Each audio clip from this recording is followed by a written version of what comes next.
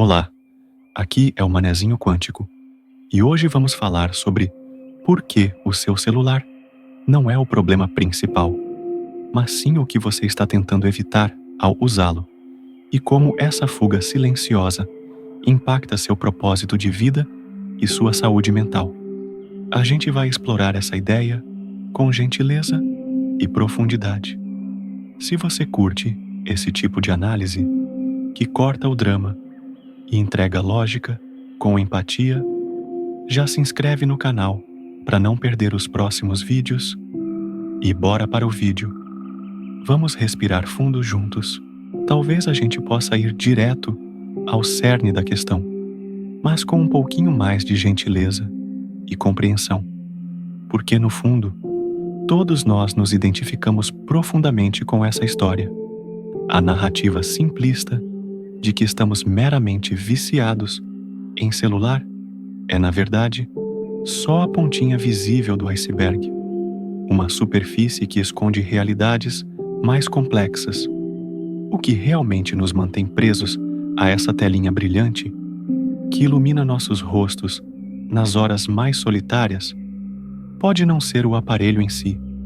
É, provavelmente, um conjunto intrincado de sensações, vazios e realidades internas que, conscientemente ou não, tentamos persistentemente evitar quando o dispositivo não está ao nosso alcance imediato. Trata-se de uma fuga silenciosa, um acordo tácito que fazemos com nós mesmos para adiar o confronto com o nosso eu interior. O nosso smartphone, com toda a sua eficiência tecnológica e design sedutor, transformou-se no nosso tampão afetivo perfeito. Ele preenche qualquer mínimo espaço de desconforto interno, qualquer momento de tédio ou angústia, com uma enxurrada infinita de conteúdo.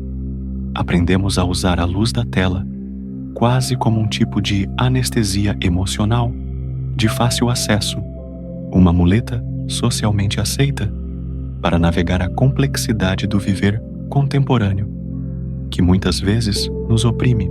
E claro, nesse cenário de busca incessante por alívio, surgem vídeos inspiradores, com músicas de fundo dramáticas, dizendo que a solitude traz propósito e que o silêncio é o caminho para a iluminação.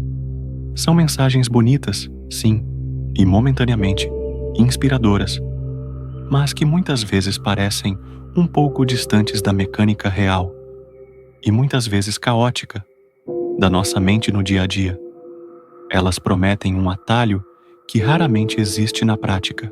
Quando finalmente nos permitimos ficar a sós conosco mesmos, sem o ruído constante das notificações, sem estímulos imediatos que sequestram nossa atenção, sem as distrações que criamos meticulosamente para nós mesmos, a iluminação espiritual ou a epifania raramente acontecem de imediato. O que costuma ocorrer, na verdade, é uma espécie de liberação do acúmulo. Sabe aquelas coisas que a gente engoliu durante meses a fio? Incômodos pequenos, dúvidas persistentes, frustrações silenciosas, ansiedades miúdas que empurramos para o fundo da gaveta porque estávamos ocupados demais, deslizando o dedo pela tela ou consumindo a próxima série do momento. É a faxina interna que adiamos. Quando esses conteúdos internos, essa bagagem emocional, finalmente ousam emergir e ocupar o espaço que lhes é devido, a sensação pode parecer profunda, intensamente emocional, talvez até mesmo uma revelação transformadora. Mas, na verdade, não é uma nova revelação que acabamos de ter. É apenas a nossa mente, gentilmente, ou nem tanto, devolvendo o backlog emocional que decidimos ignorar. É a caixa de entrada da alma, finalmente sendo esvaziada e exigindo nossa atenção. Esse processo, embora desconfortável, é crucial para a nossa saúde mental a longo prazo. A maioria de nós tem uma dificuldade genuína em simplesmente lidar com essa bagagem interna de frente. Queremos o resultado final, o efeito propósito e a paz interior. sem ter que passar pela fricção do processo de autoconhecimento. Almejamos a clareza mental sem o desconforto de olhar para o que está bagunçado, desorganizado e, às vezes, dolorido dentro de nós. Buscamos a transformação emocional, mas sem encarar as partes da nossa vida que estão francamente um pouco desorganizadas e precisando de um cuidado mais profundo e intencional. E o celular é um facilitador incrível dessa fuga estratégica. Ele opera com uma eficiência quase que cirúrgica em nos desviar do caminho do confronto interno. A cada microtensão interna, a cada pontada de tédio ou ansiedade, a nossa mente, buscando a rota de menor resistência, encontra o atalho mais rápido e garantido. Desbloquear, rolar o feed incessantemente, assistir a alguma coisa que nos impeça de pensar em nós mesmos por alguns preciosos segundos. É um alívio imediato, que parece não ter consequências imediatas, e isso reforça o ciclo de dependência e fuga. A gente até gosta de achar que está escolhendo fazer isso, exercendo nosso livre-arbítrio. Mas, sejamos honestos, muitas vezes já se tornou um processo automático, um reflexo condicionado. É por isso que aqueles vídeos e textos sobre vício digital soam tão verdadeiros e nos tocam tanto, gerando identificação instantânea. Eles descrevem o sintoma de forma brilhante e precisa, mas muitas vezes passam ao largo da causa raiz, do problema subjacente.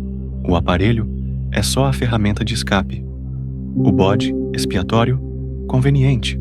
A pergunta real, a que realmente nos desafia a crescer, não é por que eu uso tanto o celular, mas sim o que exatamente eu estou tentando evitar, o que estou fugindo de sentir ou pensar cada vez que abro a tela. Esse é o ponto central, que raramente é abordado de frente em discussões superficiais. Talvez porque não gere tanto engajamento, ou ibope admitir que aquilo que carinhosamente chamamos de distração ou descanso é, na verdade, uma estratégia elaborada e inconsciente para não encarar a nossa própria vida, os nossos medos mais profundos e as nossas vulnerabilidades. É a verdade desconfortável que preferimos ignorar. A ironia sutil e, ao mesmo tempo, trágica de tudo isso é que, quanto mais fugimos desses desconfortos inerentes à vida e à condição humana, mais a nossa mente enfraquece a sua capacidade natural de simplesmente estar presente no aqui e agora. A presença não é um conceito místico ou espiritual inatingível, reservado para monges. É, fundamentalmente, a nossa tolerância ao nosso próprio ruído interno, a nossa própria bagunça emocional e a realidade nua e crua. Só que, ao longo do tempo e com a onipresença da tecnologia, terceirizamos essa tolerância, essa musculatura interna, para um dispositivo eletrônico. Ele gerencia nossos microestados emocionais com uma rapidez tão grande que nem percebemos a transação perigosa acontecendo. E quando tentamos ficar sem ele, o incômodo que surge, aquela ansiedade ou abstinência, não é porque o aparelho em si faz falta, mas sim porque perdemos a musculatura interna necessária para sustentar o silêncio e o vazio, para simplesmente ser. É por isso que as pessoas se emocionam tanto assistindo a certos vídeos de autoajuda ou motivação. Não é que descobriram um novo e profundo sentido para a vida naquele instante mágico. É porque alguém, na tela, finalmente desligou o ruído externo o suficiente para que elas pudessem ouvir o que já estava lá dentro o tempo todo, gritando por atenção. A lágrima que escorre não é um sinal instantâneo de propósito recém-descoberto. É apenas o corpo, em sua sabedoria, liberando tensão acumulada de meses ou anos. Mas como o momento vem embalado com música dramática, câmera lenta e uma narrativa inspiradora, nosso cérebro rapidamente interpreta aquilo como profundidade espiritual e um chamado à ação. E aceitamos essa explicação porque é muito mais confortável e menos desafiador acreditar que uma emoção súbita e intensa é sinônimo de uma transformação profunda e duradoura da nossa existência. Só que, infelizmente, não é assim que funciona. A mudança real, emoção sem continuidade, sem ação subsequente e intencional, vira apenas poeira emocional. Ela faz um barulho danado na hora, nos dá um high momentâneo de esperança, mas não muda fundamentalmente o nosso comportamento ou a nossa estrutura de vida. É por isso que você pode ver um vídeo poderoso sobre vício digital, chorar um pouquinho, talvez comentar um textão enorme sobre como sua vida vai mudar a partir de amanhã e 10 minutos depois estar rolando o feed de novo, em busca de mais um estímulo. O ciclo é previsível, o sistema é fechado e nós estamos inseridos nele, com hora marcada e sem questionamentos. Talvez o ponto mais importante que possamos extrair dessa reflexão honesta seja este: o nosso problema talvez não seja a falta de foco ou disciplina, como muitos gurus sugerem.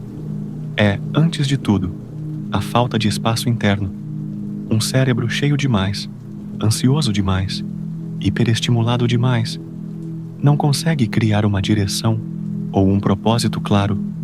Ele só consegue administrar a sobrevivência diária, apagar incêndios emocionais e buscar o próximo alívio rápido.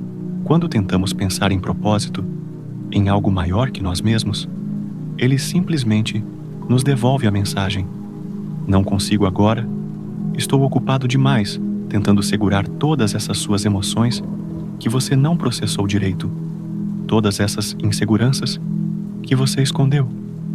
É quase cômico perceber que o propósito não desaparece porque somos pessoas perdidas ou sem rumo inato. Ele some porque estamos, na verdade, emocionalmente exaustos e sobrecarregados por uma vida de fugas. E isso nos leva de volta àquele desconforto que evitamos a todo custo: o silêncio. Quando o celular não está por perto, quando a música acaba, somos forçados a perceber a quantidade de coisas que empurramos para debaixo do tapete ou adiamos indefinidamente. Conversas que precisam acontecer com parceiros ou familiares, escolhas importantes sobre carreira ou relacionamentos que adiamos por medo, angústias silenciosas que carregamos como pesos invisíveis, a estranha e incômoda sensação de que estamos vivendo a vida no piloto automático, sem real agência ou presença. O silêncio, ao contrário do que os vídeos de propósito sugerem em suas narrativas idealizadas, não revela imediatamente a nossa missão de vida ou a nossa essência pura. O silêncio revela, antes de tudo, a bagunça que fizemos e acumulamos. E é por isso que fugimos tanto dele, com tanta pressa. Não porque somos fracos de caráter ou moralmente falhos, mas porque, sejamos justos, ninguém nos ensinou, na escola ou em casa, a lidar com o que aparece quando o ruído finalmente acaba e a realidade se instala. O propósito, o real e duradouro, só começa a surgir quando finalmente paramos de fugir da bagunça e decidimos arrumá-la. Não precisamos de uma epifania espetacular, de um retiro espiritual de 30 dias na Índia. Precisamos de espaço, precisamos de uma disposição, ainda que pequena e trêmula no início, para sustentar o desconforto inicial de estar a sós com os próprios pensamentos e sentimentos.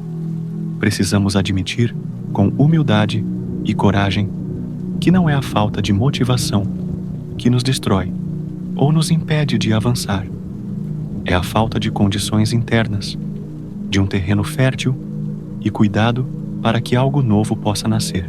Se você está emocionalmente sobrecarregado, cognitivamente fragmentado e hiperestimulado o tempo todo, qualquer ideia de propósito fica soterrada. Não há como florescer nada em um terreno compactado, pisoteado e sem espaço vital. E, no entanto, continuamos buscando respostas prontas e fáceis em vídeos rápidos e emocionantes, porque eles prometem a ilusão perfeita, mudança sem fricção, transformação sem esforço, propósito sem o processo. Só que a mudança real, aquela que transforma de verdade, exige aquela parte que ninguém gosta de mostrar ou postar no Instagram, pois não é instagramável. O processo longo, às vezes tedioso, nada glamuroso, de reorganizar a sua própria cabeça, o seu coração e a sua vida, pedra por pedra, é aceitar que não existe uma versão instantânea da vida que você quer ou idealiza. Existe o versionamento contínuo, cheio de erros, ajustes, recomeços e aprendizados. Propósito não é um destino a ser alcançado em um momento. É um processo de lapidação constante e diário, que exige presença. E aí chegamos ao vazio, que é a parte que você e eu mais tentamos evitar em nossa cultura, de preenchimento constante, de consumo e estímulo. O vazio é incômodo, porque não tem estímulo visual, não tem narrativa pronta, não tem recompensa imediata, curtida ou notificação para nos validar. Ele apenas é, em sua simplicidade crua. E quando entramos em contato com ele, sentimos aquele medo primordial, aquela angústia existencial de não ter nada dentro de nós que vale a pena ser encontrado ou explorado. Mas é justamente nesse espaço vazio, nessa ausência de estímulo, que a nossa vida começa a se reconectar e se reconstruir. O propósito não nasce na presença do estímulo. Ele nasce na ausência dele, na quietude que permitimos florescer. O problema é que quase ninguém quer ficar nesse lugar desconfortável por tempo suficiente para que a mágica da autodescoberta aconteça. O celular facilita o abandono desse espaço essencial de quietude. Ele nos oferece micro-recompensas para que nunca precisemos encarar a nossa própria profundidade e potencialidade.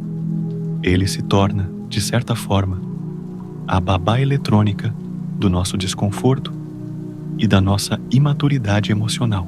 Toda vez que algo interno tenta emergir e pedir atenção, nós abafamos com a tela e com o próximo vídeo. E assim, nossa mente desaprende a processar a si mesma e as complexidades da vida, até que chegamos ao ponto de acreditar que não temos mais propósito algum, quando, na verdade, o propósito só não consegue competir com o volume do barulho que criamos ao nosso redor, dentro e fora de nós. A verdade final, essa sim, é simples e, ao mesmo tempo, incrivelmente libertadora. Você não está preso ao celular. Você está preso ao que o celular carinhosamente te ajuda a evitar. O aparelho não aprisiona você com correntes físicas. Ele protege você das partes de si mesmo com as quais você ainda não sabe, ou não quer, lidar de forma madura. Mas isso tem um preço alto a ser pago. O preço é que você nunca cria o espaço interno necessário, a resiliência e a força emocional para se tornar alguém que não precisa fugir de si mesmo o tempo todo. Quando você, com coragem e gentileza consigo mesmo, desmonta o hábito de fuga, o celular perde o seu poder hipnótico sobre você. O ruído interno diminui e a mente começa a se reestruturar de forma mais saudável. As emoções antigas finalmente encontram um lugar para serem sentidas, processadas e liberadas. E devagar, a vida começa a ficar mais clara. com mais sentido. Não porque você descobriu um segredo especial do universo ou recebeu uma revelação divina, mas porque você parou de correr de si mesmo. E esse é o início de qualquer propósito real e duradouro. A disposição de encarar, de frente e com aceitação, aquilo que antes você anestesiava com a luz da tela e a rolagem infinita. O celular atualiza o feed em um piscar de olhos, oferecendo novidades constantes. O vazio não tem pressa. Ele é paciente e permanente. E é justamente por isso que, talvez, a gente precise parar de fugir dele e abraçá-lo. Porque é no silêncio do vazio, na ausência de estímulo, que o nosso eu mais verdadeiro e algo de realmente valioso pode, finalmente, nascer e crescer. E esse foi mais um Acordando a Mente. Segue, se inscreve e continua afiando a cabeça. Até mais.